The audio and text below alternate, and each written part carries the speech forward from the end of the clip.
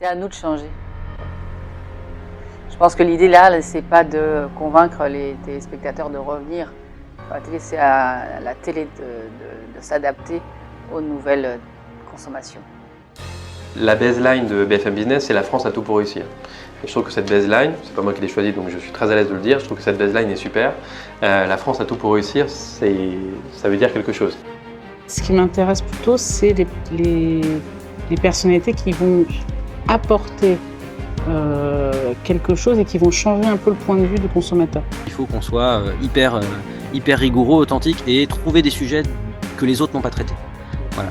Ça c'est super quand on se dit tiens, ce sujet-là on l'a vu nulle part ailleurs, on l'a vu sur Brut, et ben c'est super pour nous, quoi. Ma clé, c'est de faire entrer les nouvelles générations dans nos métiers. C'est de leur donner la possibilité d'être visibles. C'est leur donner la possibilité de produire des contenus qui vont aussi aller toucher le linéaire, les plateformes, les réseaux digitaux, etc.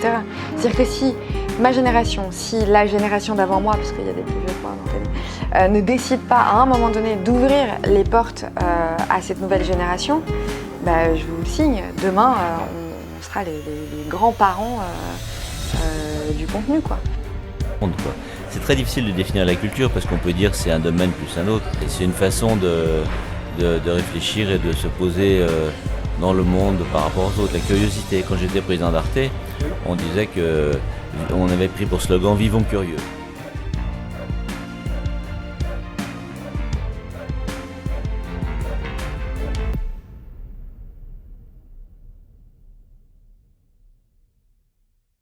En tout cas, Kyrian, je te remercie. Merci à toi, c'est Steven. super de t'accueillir. Un réel plaisir. Tu es chez moi à Station F. C'est ça. Oh, Pinez, hein, sacré logement. T'as vu ça? Ah, Pinez, ça paye bien. Ça paye bien. Donc voilà, est-ce que tu peux te présenter pour nos internautes? Avec grand plaisir. Moi, c'est Kyrian, du coup, j'ai 20 ans. Je suis à la tête de Mediasphère. Mediasphère, c'est un média qui parle d'écologie et d'innovation de manière positive.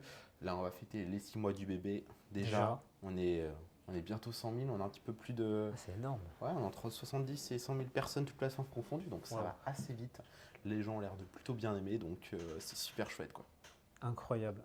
Donc ouais, l'écologie, l'environnement, hein, c'est quand même le cœur du sujet, ton ADN.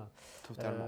Kyrian, c'était quoi les éléments déclencheurs qui t'ont mis accès dans cette thématique-là? Alors, je pense que pour comprendre les éléments déclencheurs, il faut revenir peut-être un petit peu plus aux prémices de l'histoire. Il y a 2 éléments qui ont vraiment contribué à ce pivotement, on peut dire. En janvier 2022, en parallèle de mes études, j'ai lancé une agence de communication. Très simple, on communiquait pour tout type d'entreprise, on gérait leurs réseaux sociaux, leurs campagnes publicitaires. J'ai fait ça jusqu'en septembre-octobre 2022. Et puis à un moment, j'en ai eu marre. Je communiquais. On avait pour des entreprises assez lambda, des coiffeurs, des barbiers, peu importe, tout ce qu'on trouvait. Mais ça ne résonnait pas en moi. Je ne prenais pas de plaisir. Je trouvais que nos résultats méritaient d'être mis au service d'entreprises qui avaient du sens. Et du coup, des entreprises à impact, in fine, forcément. Et c'est comme ça que l'idée a émergé, a évolué. Novembre 2022, on décide de pivoter notre agence. Quelques semaines après, moi je communique et je rencontre des entreprises à impact, des e-commerce, des startups qui changent le monde à leur échelle. Et je constate un problème, c'est que parler d'écologie en France, d'une part les gens n'y comprennent rien, presque 99% des gens n'y comprennent rien. Et les gens pensent que pour s'engager, il faut forcément moins utiliser leur voiture, moins consommer de viande, moins prendre l'avion. Alors, donc, la réalité c'est que c'est vrai, mais il y a plein d'autres manières. Moins se doucher. Voilà, non mais la réalité c'est qu'il y a plein d'autres manières de s'engager. Oui. Il y a plein d'entreprises et moi je les côtoie au quotidien, du coup je me suis dit, ça serait égoïste de ma part de ne pas les mettre en valeur. Et du coup je lance Mediasphère, quelques semaines après, l'idée émerge, une semaine après on lance la com. Chaque semaine on présente des entreprises qui sont positives pour la planète, on parle d'écologie de manière positive, on pointe du doigt les problèmes, mais on apporte des solutions. Et du coup, tu vois, ça fait 6 mois, on a bientôt réuni 100 000 personnes, ça va assez vite. Énorme. Et c'est super chouette, quoi. Ouais. Et puis là, je vois les progrès que vous faites, hein, les vidéos sont fun, sont top, sont divertissants, sont agréables à digérer, c'est pas trop donneur de leçons. Et je trouve ça vraiment super. Merci. Bravo à ton équipe. Merci. C'est vrai que l'équipe joue un rôle important. Sans elles, aujourd'hui, il n'y aurait pas autant de contenu, je ne pourrais pas assumer tout ça tout seul. Et c'est vrai ils sont présents. Donc c'est vrai que là, plus on avance, plus on a cette créativité qui s'immisce au sein du média. Et c'est vrai qu'on essaye de proposer des formats assez ludiques, mais qui peuvent toucher beaucoup de gens. Et du coup, c'est un réel plaisir de le faire au quotidien, quoi. Génial. Donc, est-ce que tu peux nous résumer un peu Mediasphere en 3 mots, les valeurs de Mediasphere, comment tu choisis les intervenants, qu'est-ce qui te plaît chez eux, par rapport au discours qu'on entend habituellement, et voilà. Ok. Alors moi, si je devais le résumer en 3 mots ou en 3 phrases, je dirais que c'est communiquer de manière positive, aller à contre-pied des médias traditionnels et sensibiliser un maximum de personnes. C'est vraiment ça les valeurs qu'on décide d'adopter aujourd'hui. Pour expliquer un petit peu tout ça, moi j'ai toujours détesté les médias traditionnels, qui utilisent malheureusement les informations, pas que dans l'écologie, mais en politique aussi, peu importe les sujets, ils utilisent les informations négatives pour justement aller à la quête de viralité, à la quête de buzz. Et souvent, quand on parle d'écologie sur les médias traditionnels, à la télé, ou pas que à la télé, en fait, les médias opposent des extrêmes, créent un débat. Un anti-écolo avec un activiste qui est ultra engagé, qui est dans une démarche qui est trop extrême. Et du coup, ça crée du clash, ça crée du débat.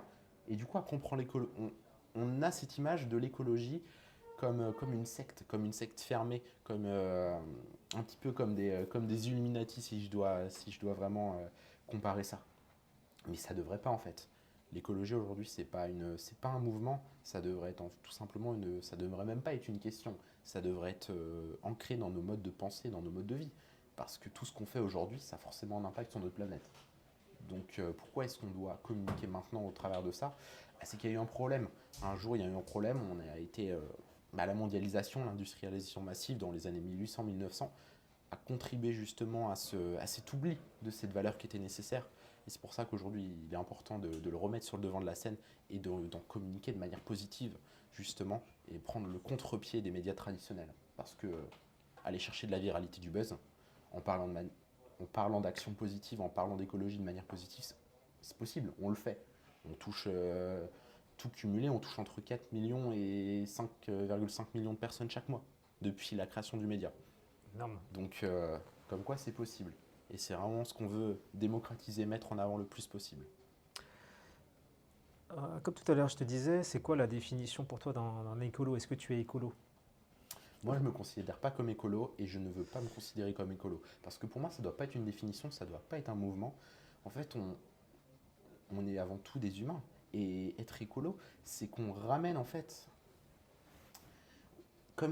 On ramène la question de l'écologie comme si c'était quelque chose de... C'est réducteur. Ouais, de réducteur et comme si c'était un choix. Comme si c'était vraiment un mouvement, comme si c'était une appartenance religieuse, politique. Mais ça ne le devrait pas. Aujourd'hui, l'environnement, sans environnement, on n'aurait pas notre planète, on ne serait pas là. Donc je pense que ça ne doit pas être une définition, on ne doit pas se catégoriser comme écolo.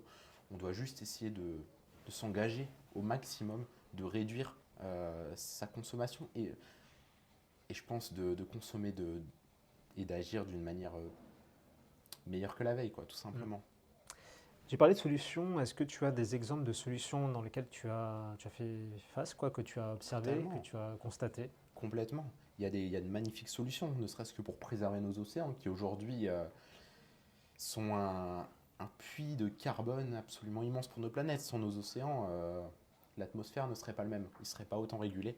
Et aujourd'hui, quand on sait que nos océans sont recouverts de microplastiques et d'océans, on parle d'océans de plastique, on voit qu'il y a des magnifiques solutions comme Plastic Odyssey, comme The Ocean Cleanup, qui sont là pour justement ramasser, qui sont là pour collecter ces déchets, nettoyer nos océans. Typiquement The Ocean Cleanup qui a développé un barrage au Guatemala qui permet d'aspirer près de 2% des déchets plastiques présents dans nos océans, en fait, qui permet de justement bloquer ces déchets en amont du déversement dans les océans. Et c'est magnifique, tu vois. Il y a plein de solutions à grande échelle, ces ONG. Et puis il y a aussi des e-commerce, des entreprises qui nous permettent de consommer mieux. Je pense à Fruigis, par exemple, qui a développé, grâce aux fruits et légumes issus du gaspillage alimentaire, il les lyophilise, il les transforme en sachets avec de la poudre en fait. On vient le verser dans un shaker avec de l'eau. Donc on peut faire des smoothies, on peut faire des glaces, on peut faire des gâteaux. Il n'y a pas de limite. Et du coup, d'une part, on consomme des fruits et légumes issus du gaspillage alimentaire. Et au-delà de ça, c'est ultra bon pour notre santé parce que dans la moitié d'un sachet, il y a la moitié de notre apport journalier en fait.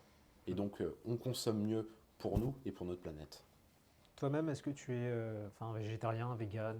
Non, je ne suis pas végétarien, je ne suis pas vegan. Tu es carnivore? Je suis carnivore, je fais beaucoup de sport, j'aime la viande. Mais du coup, j'ai trouvé une alternative. C'est qu'au lieu d'acheter de la viande issue de l'agriculture intensive, je vais peut-être acheter un petit peu moins de viande, mais je vais de l'acheter de meilleure qualité, des producteurs locaux, proches de chez moi, dans les boucheries.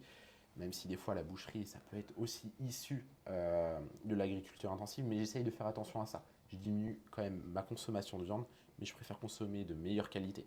Est-ce que j'ai arrêté la voiture? Je l'ai arrêté pour les petits trajets de moins de 5 km. Proche de chez moi, je vais davantage utiliser le vélo, moins la voiture. Pour les grands trajets, je vais plus favoriser le train. Ouais. Mais je ne coupe pas mon mode de vie.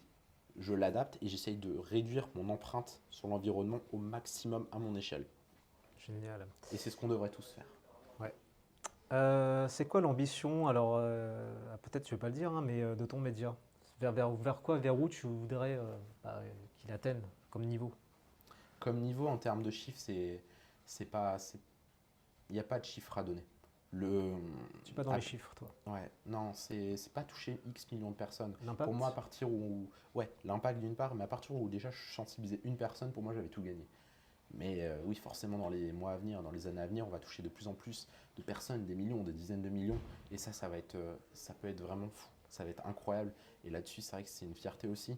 Mais en termes d'impact, le but à terme, c'est de pouvoir justement aussi investir, encourager des projets à impact, les mettre en avant, les mettre vraiment sur le devant de la scène et vraiment sensibiliser de plein de manières. Et c'est pour ça que l'on est en train de développer un format qui est inédit, qui n'a jamais été vu, que ça soit en France ou à l'international, qui se déroulerait sur YouTube.